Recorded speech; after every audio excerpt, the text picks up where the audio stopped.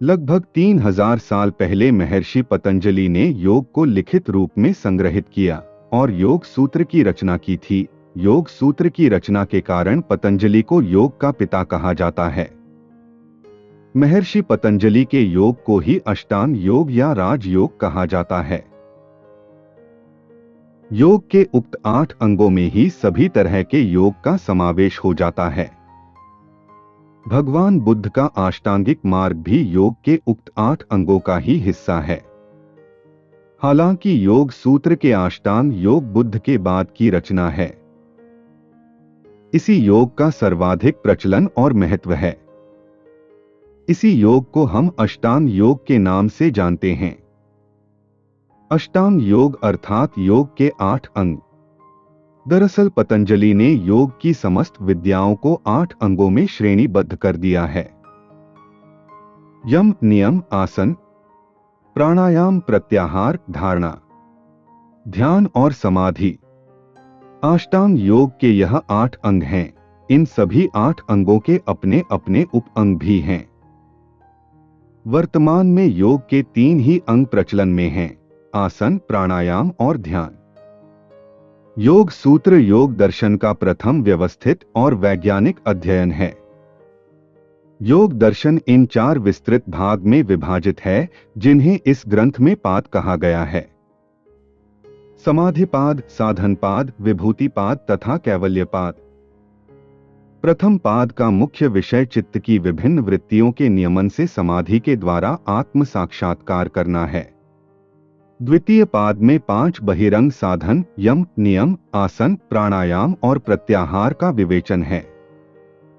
तृतीय पाद में अंतरंग 3 धारणा, ध्यान और समाधि का वर्णन है।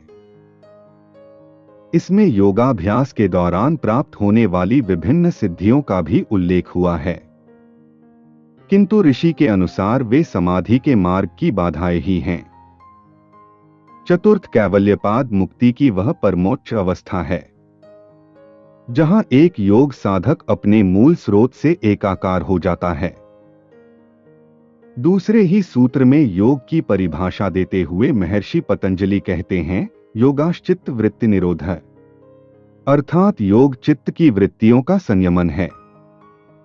चित्त वृत्तियों के निरोध के लिए महर्षि पतंजलि ने द्वितीय और तृतीय पाद में जिस अष्टांग योग साधन का उपदेश दिया है, उसका संक्षिप्त परिचय इस प्रकार है। अष्टांग योग के 8 अंगों में प्रथम अंग है यम। इसमें कायिक, वाचिक तथा मानसिक इस संयम के लिए अहिंसा, सत्य, अस्तेय, चोरी न करना, ब्रह्मचर्य जैसे अपरिग्रह आदि 5 आचार विहित हैं। इनका पालन न करने से व्यक्ति का जीवन और समाज दोनों ही दुष्प्रभावित होते हैं। दूसरा अंग नियम है। मनुष्य को कर्तव्यपरायण बनाने तथा जीवन को सुव्यवस्थित करने हेतु नियमों का विधान किया गया है। इनके अंतर्गत शौच, संतोष, तप, स्वाध्याय तथा ईश्वर प्रणिधान का समावेश है। शौच में बाह्य तथा आंतर दोनों ही प्रकार की शुद्धि समाविष्ट है। तीसरा अंग है आसन। पतंजलि ने स्थिर तथा सुखपूर्वक बैठने की क्रिया को आसन कहा है। परवर्ती विचारकों ने अनेक आसनों की कल्पना की है। वास्तव में आसन हठयोग का एक मुख्य विषय ही है। इनसे संबंधित हठयोग प्रतीपिका घरेण संहिता तथा योगाशिखोपनिषद में विस्तार से वर्णन मिलता है। चौथा अंग है प्राणायाम।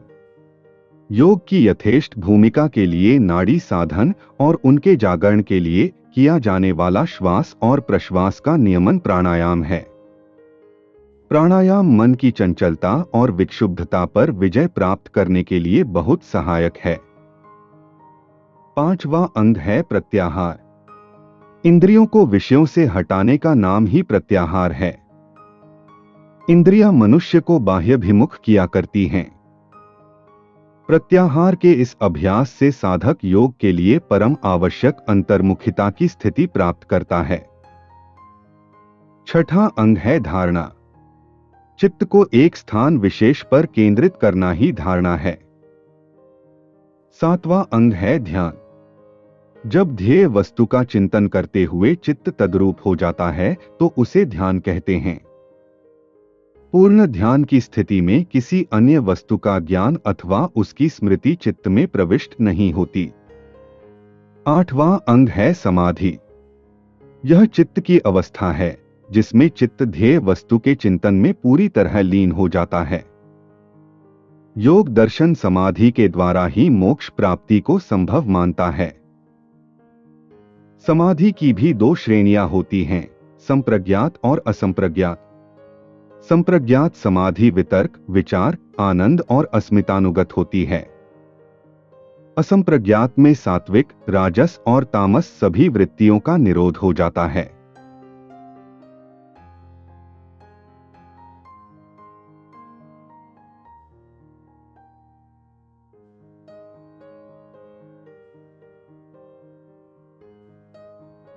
अगर आपको हमारी जानकारी सही लगी तो कमेंट में जय श्री राम लिखना न भूलें, ताकि हम इस प्रकार के और तथ्य लाते रहें और सनातन संस्कृति को विश्व में प्रचलित करें।